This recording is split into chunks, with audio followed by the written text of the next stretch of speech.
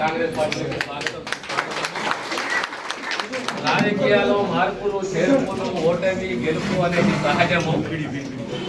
కానీ చివరకు మన ఆలోచన ఎలా ఉండాలి అంటే నా గ్రామము నా గల్లీ నా గ్రామము నా ప్రాంతము నా ప్రజలు నేను ఏమి చేయదలుచుకున్నా నేను ఏమి చేస్తాను నా ప్రాంతానికి నా ప్రజలకు అనే ఒక సంకల్పము ఆలోచన దీక్ష ఉండాలి.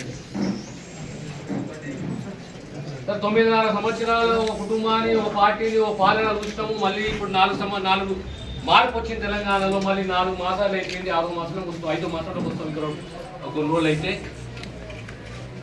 గతంలో ఏ రకంగా అయితే లేదా గ్రామానికి అభివృద్ధి కానీ కనీస వసతులే కానీ పేదవానికి ఓ ఇళ్ల స్థలమే కానీ ఇల్లే కానీ పెన్షనే కానీ గ్రామానికి రోడే కానీ మన ప్రాంతం అభివృద్ధి కానీ సంక్షేమమే కానీ ఇవన్నీ కూడా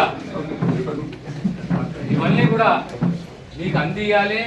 ఆ కమిట్మెంట్ ఆ తపన మాకున్నది. ఖచ్చితంగా రేపున్న ఆ సంక్షేమాన్ని అభివృద్ధిని మీ ప్రాంతానికి అందిస్తామని చెప్పి మీ అందరి మరొకసారి హృదయపూర్వకంగా స్వాగతం పలుకుతూ నేను మళ్ళీ ఇప్పుడు